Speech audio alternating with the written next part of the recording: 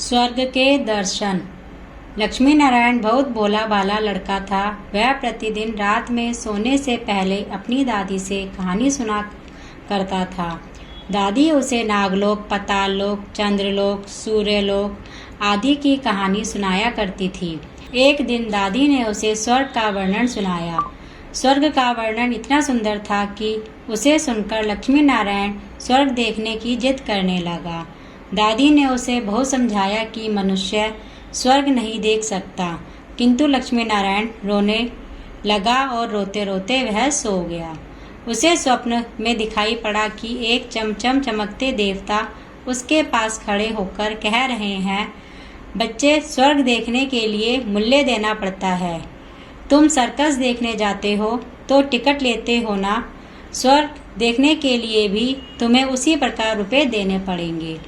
सपने में ही लक्ष्मी नारायण सोचने लगा कि मैं दादी से रुपए मांग लूँगा, लेकिन देवता ने कहा, स्वर्ग में तुम्हारे रुपए नहीं चलते, यहाँ तो भलाई और पुण्य कर्मों का रुपया चलता है।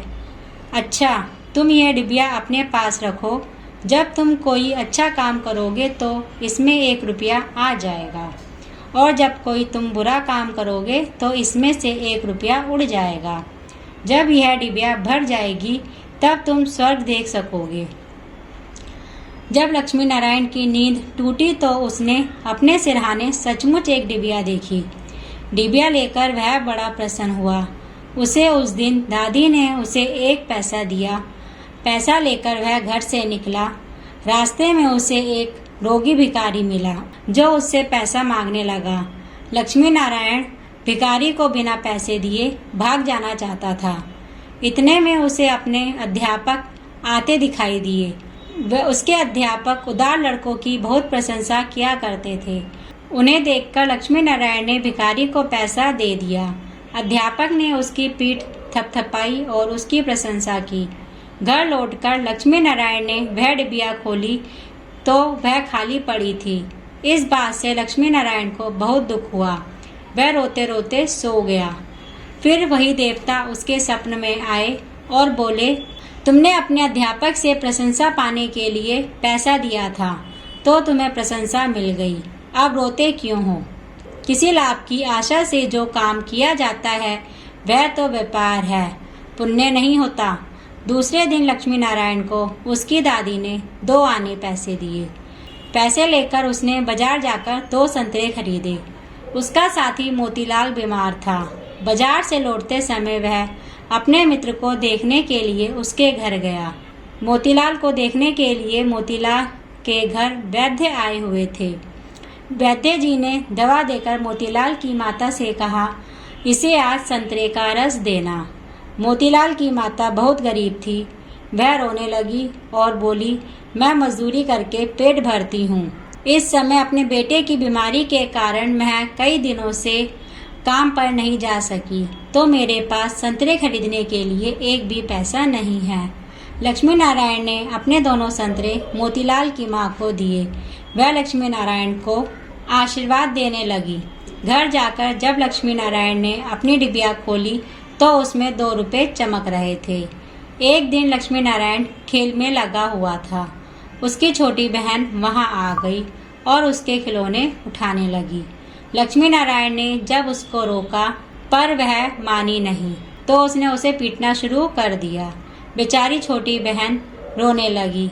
इस बार जब उसने डिबिया खोली तो देखा कि पहले के कई रुपए उड़ गए हैं। उसे बड़ा पश्चाताप हुआ। आगे से उसने कोई बुरा काम नहीं करने का पक्का निश्चय किया। लक्ष्मी नारायण पहले रुपए के लिए अच्छा काम करता था। धीरे धीरे उसका स्वभाव ही अच्छा काम करने का हो गया। अच्छा काम करते करते उसकी डिबिया रुपयों से भर गई। वह स्वर्ग देखने की आशा से प्रसन्न होता उस डिबिया को लेकर वह अपने बगीचे में पहुंचा तो लक्ष्मी नारायण ने देखा कि पेड़ के नीचे एक बूढ़ा साधु रो रहा है। वह दौड़ता हुआ साधु के पास गया और बोला, बाबा, आप क्यों रो रहे हैं? साधु बोला, बेटा, जैसी तुम्हारी डिबिया है वैसी एक डिबिया मेरे पास भी थी। बहुत दिन परिश्रम करके मैंने उसे रुपयों से भरा था। बड़ी आशा थी कि उसके रुपयों से स्वर्ग देखूंगा, किंतु आज गंगा जी में स्नान करते समय वह डिबिया पानी में गिर गई। लक्ष्मी नारायण ने कहा, बाबा आप रो मत, मेरी डिबिया भी भरी हुई है, आप इसे ले लो। साधु बोला, तुमने इसे बड़े परिश्रम से भरा है, तुम्हें इसे देने से दुख होगा। लक्ष्मी नारायण ने कहा, मुझे कोई दुख नहीं होगा बाबा, मैं तो लड़का हूँ, अभी तो मुझे कितने वर्ष जीना है, मैं तो ऐसी कई डिबिया रुपयों से भर सकता हूँ। आप बूढ़े हो गए हैं, आप अब दूसरी डिबिया पता नहीं भर पाओगे या नहीं, मेरी डिबिया ले लीजिए। साधु ने डिबिया लेकर लक्ष्मी नारायण के नेत्रों पर हाथ फेर दिया। लक्ष्मी नारायण के नेत्र बंद हो गए, उसे स्वर्ग दिखाई पड़ने लगा। ऐसा सुंदर स्वर्ग जो कि दादी ने स्वर्ग का वर्णन किया था, वह वर्णन तो स्वर्ग के एक कोने का भी ठीक वर्णन नहीं था।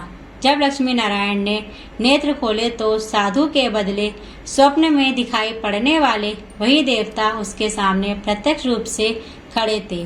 देवता ने कहा, बेटा, जो लोग अच्छे काम करते हैं स्वर्ग उनका घर बन जाता है। तुम इसी प्रकार जीवन में भलाई करते रहोगे तो अंत में स्वर्ग में पहुंच जाओगे। देवता इतना कहकर अदृश्य हो गए। मनुष्य जैसे काम करता है वैसा उसका स्वभाव हो जाता है। जो बुरे काम करता है उसका स्वभाव बुरा हो जाता है, उसे फिर बुरे काम करने में ही आनंद आता है। जो अच्छा काम करता है उसका स्वभाव अच्छा हो जाता है, उसे बुरे काम करने की बात भी बहुत बुरी लगती है। दोस्तों, आशा करती हूँ कि आपको हमारी कहानी अच्छी लगी होगी और आपने हमारी कहानी पूरी पढ़ी और सुनी भी होगी। तो अगर आपको हमारी कहानी अच्छी लगी है तो प्लीज़ हमारी वीडियो को लाइक कीजिए और हमारे चैनल को सब्सक्राइब कीजिए। धन्यवाद।